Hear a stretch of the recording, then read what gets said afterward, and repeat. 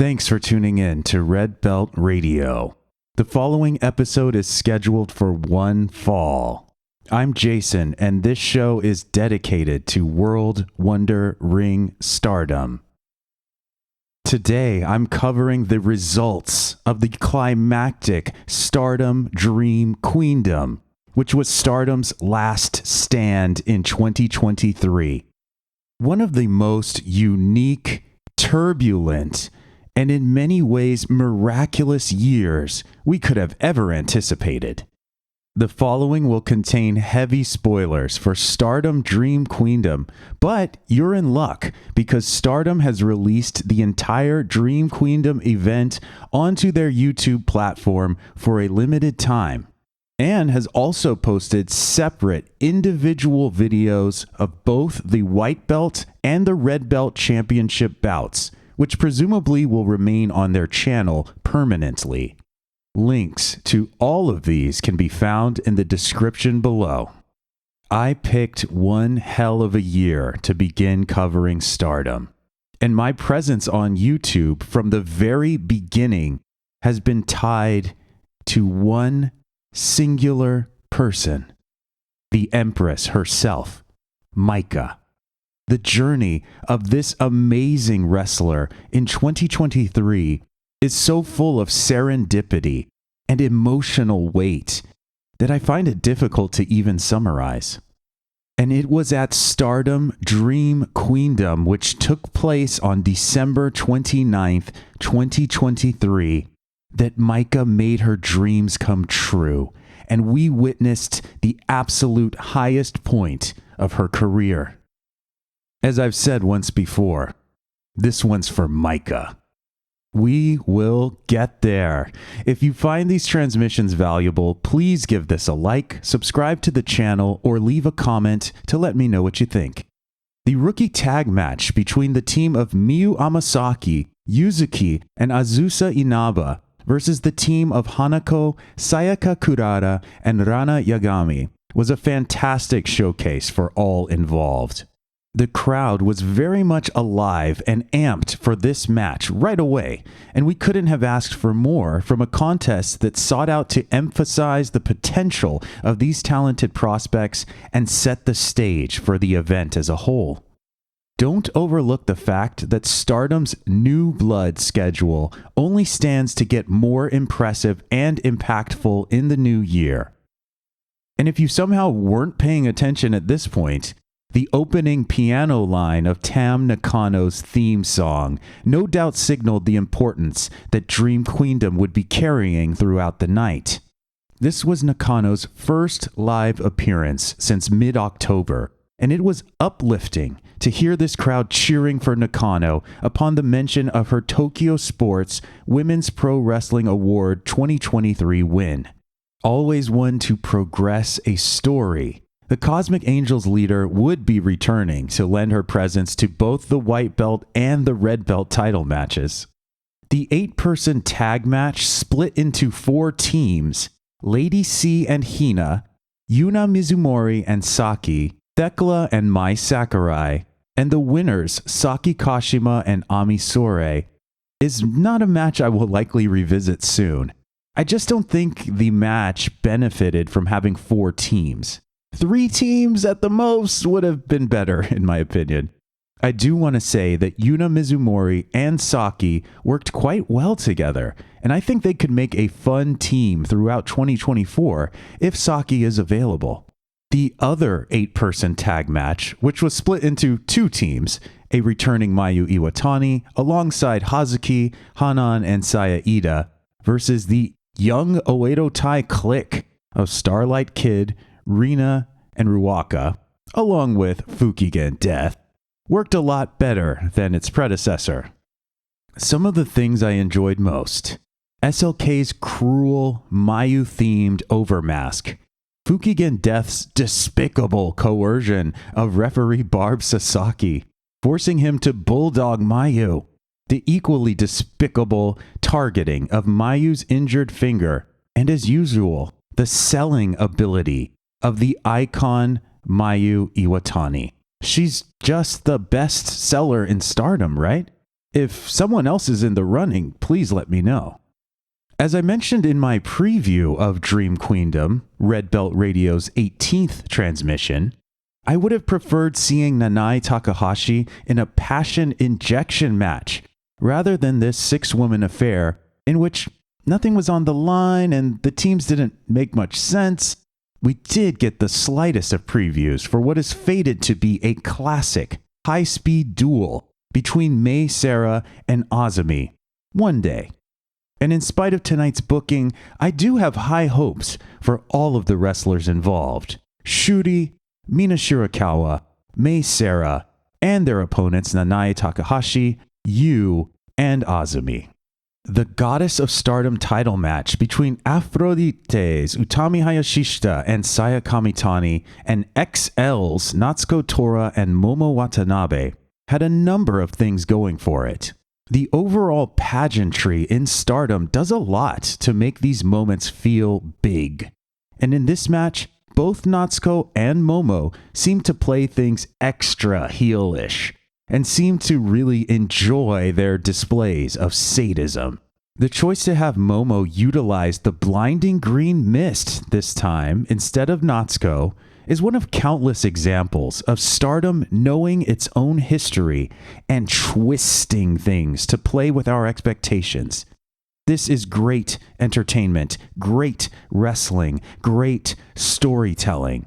And the emphatic, dragon-slaying double pin achieved by Utami and Saya certainly felt like the closing of a chapter between Queen's Quest and Oedo Tai.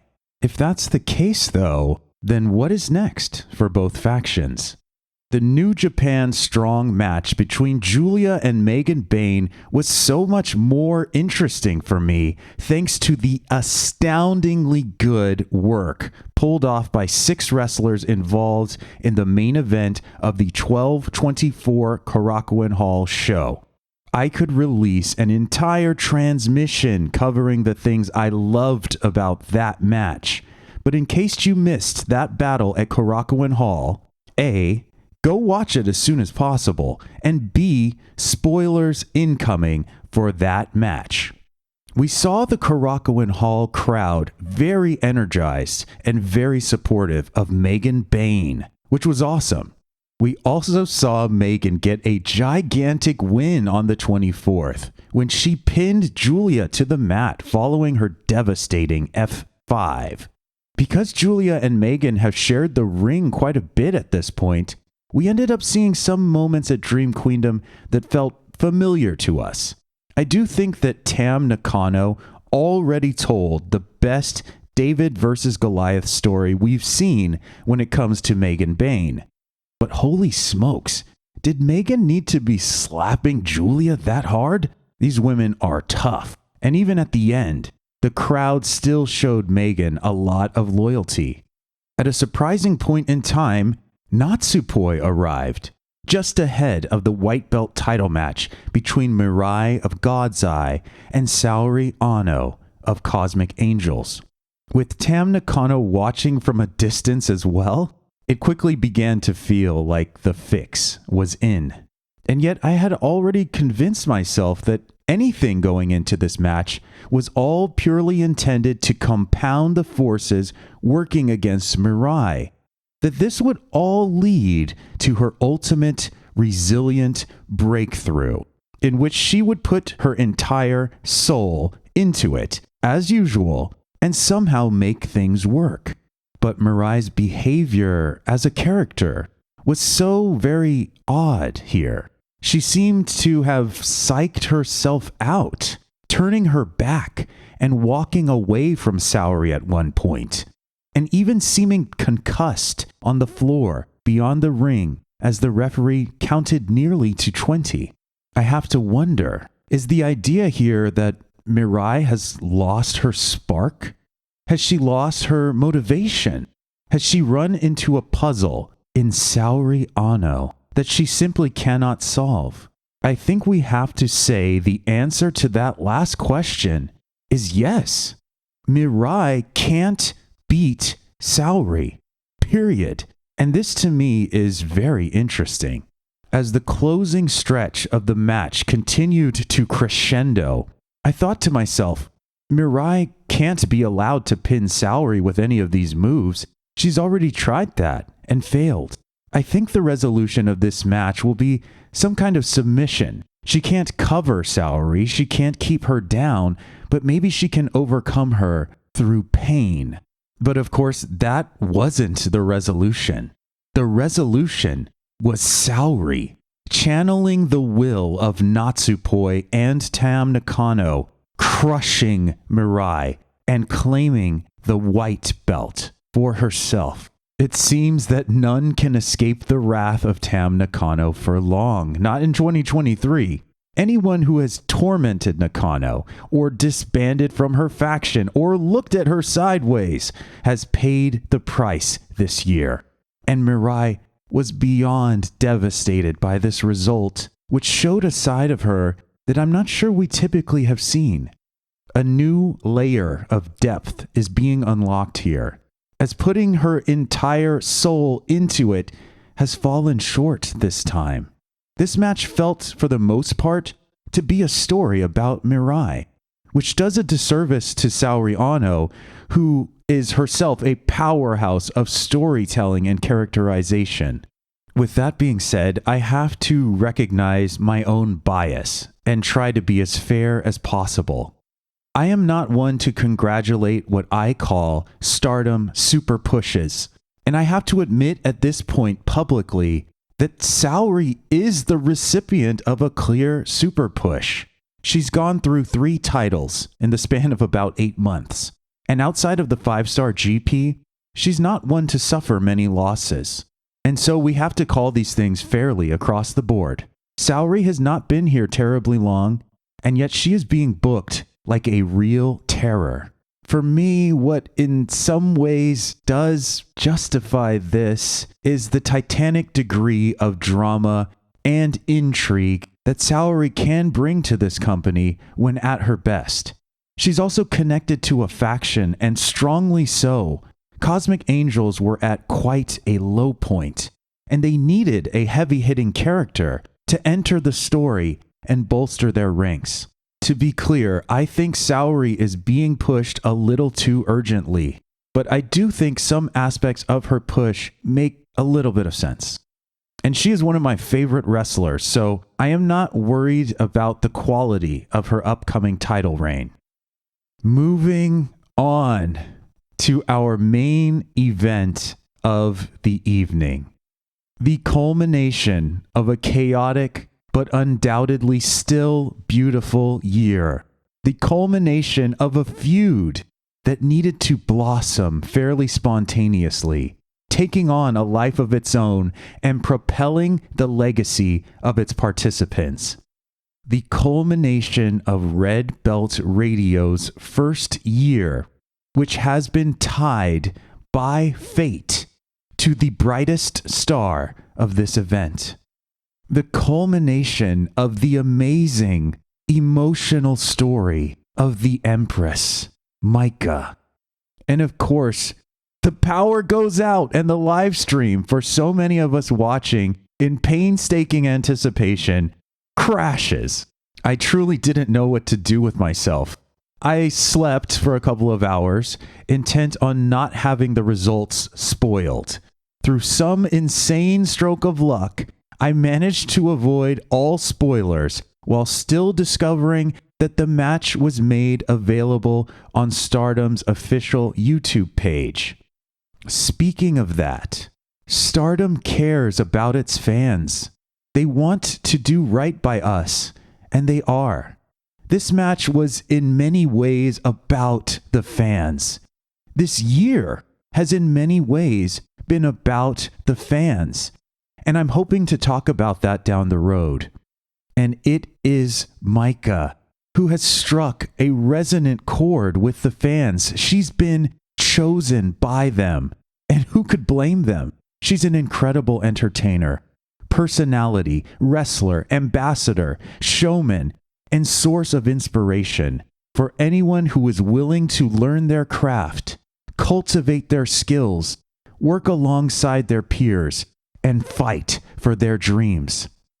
This match was ultimately the story of a hero and a story for the fans. It played with the expectation that the 5-star finals finish could resurface, and SUZU Suzuki deserves a tremendous amount of credit for making this match what it was. She has assumed the heel role in this build-up without hesitation.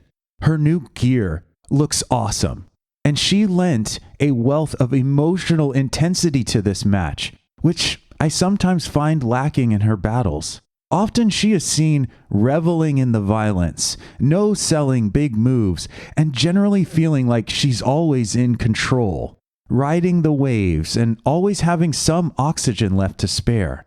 But she lost control tonight in just the right way. The match was almost purely a story of MAIKA's will. MAIKA willed herself to a new level. She willed herself to get up off the floor, to kick out, to destroy. And it doesn't get more emotionally overwhelming than MAIKA's tribute to Himeka inside of the ring, and the sequence of Michinoku drivers in triplicate that slowly unveiled to us all that MAIKA was finally going to reach the stars where she truly belongs. And it was such a certain conclusion in those last seconds that the crowd counting to 3 became the loudest thing that happened in that venue all night. Ending on a high note is not always easy to do, especially with the year Stardom has had.